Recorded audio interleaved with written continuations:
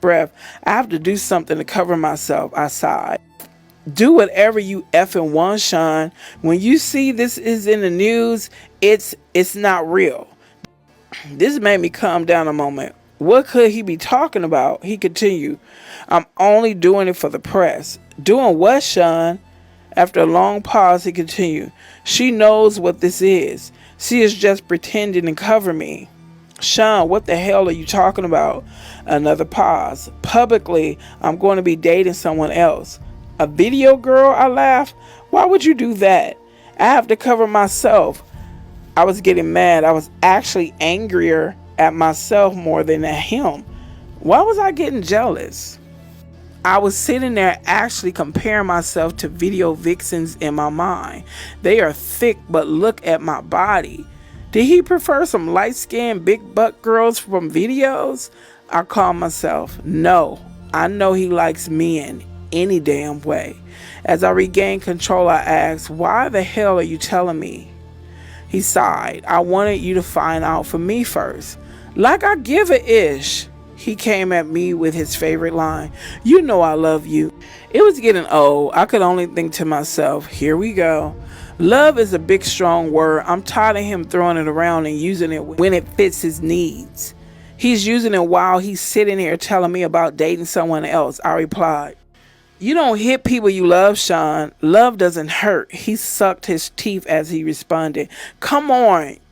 Are you serious? That shit's for children. We aren't in effing high school. Sometimes things happen. That doesn't mean I don't love you. I wouldn't hit you if I didn't. Wait. That sounded wrong. You said exactly what you meant. He took a breath. There was an awkward silence. The fact I was still on the phone and waiting for him to speak meant he had the power. He was more cautious as he continued. He didn't want to lose that power. Kim, no one that I don't care about can bring that kind of emotion out of me. I wanted to say, is that how you talk to dudes after using butt plugs? But there is a line I dare not cross. Instead, I said, you say that while you're dating some other itch? That's just for public. I was done. It could be heard in my voice as I said, whatever, Sean. Do what you need to do. Leave me alone. I'm never giving up on us, he cried. I responded to that emotional control attempt with the little resolve I could muster. I didn't even believe the words that came tumbling out of my mouth. Sean, there is no us anymore. Goodbye. Tell Quincy I miss him, he threw out. His emotional manipulation was really driving me crazy. This time I said with much more conviction, goodbye, Sean. I hung up. Manipulative bastard. For a while, I was actually happy to see Sean gone. I was getting older and the sex parties were out of control. It was getting time for me to slow down. Quincy was getting older. I knew that if I kept going, the rumors circulating were going to eventually find a way to get back to him.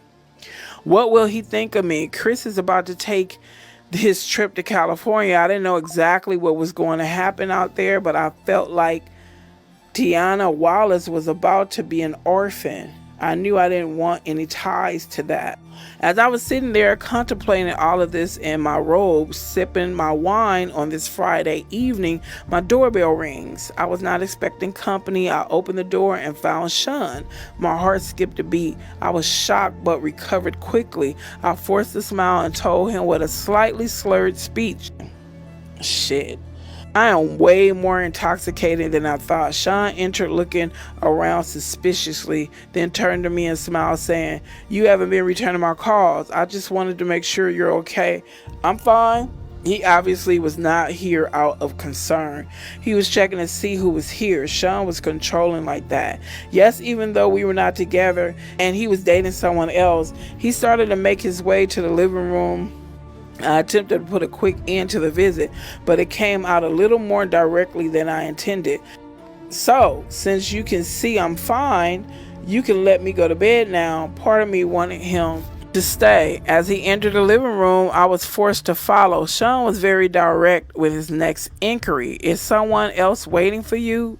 No, but Sean, we're not together.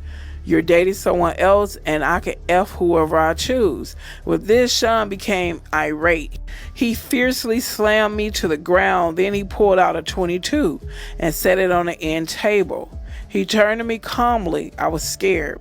My voice quivered as I pleaded to him. Sean, please stop. Quincy is here. How did we get here?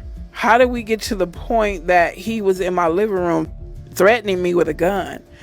He knelt on one knee and got right in my face to say, you're mine. You don't have a choice in that now. I can't live without you. He stood up, composing himself. I was terrified as I whimpered, Sean, that's not love. Sean picked up his gun and cocked it. He looked at me almost thoughtfully and asked, have you ever heard, if I can't have you, no one can? Sean, please don't. Please, Quincy will hear. Sean smiled and put the gun away, saying, oh, this is just for dramatic effect. I would never shoot you. If I was going to kill you, no one would trace it to me. You know how many people I've had to take care of over the years? It will be quiet. Something in your food or drink. Oh my God. Something in your food or drink. Something that will never get back to me. I wouldn't shoot you. Do you understand? I could only nod, tears flowing down my cheeks. He looked at me thoughtfully. As he reached down to help me up, I could do nothing but agree. He's a terrifying monster. Now he wanted to smooth it over and I had to go along with it. What else could I do? Listen, baby, I don't ever want to hurt you. You know I really love you, or I would have moved on. Thinking about living my life without you is just too hard. If someone ever tried to hurt you, I would kill them. My back hurt from where I hit it on the table when he shoved me.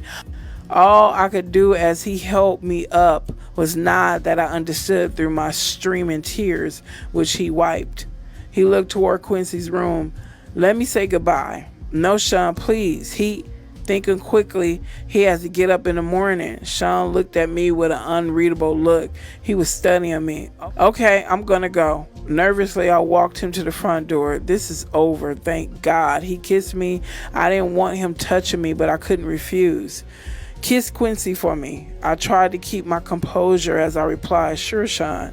He opened the door to leave. The bodyguard that was waiting outside escorted him to the car. This was far worse than I realized. Why would he need a bodyguard at my front door?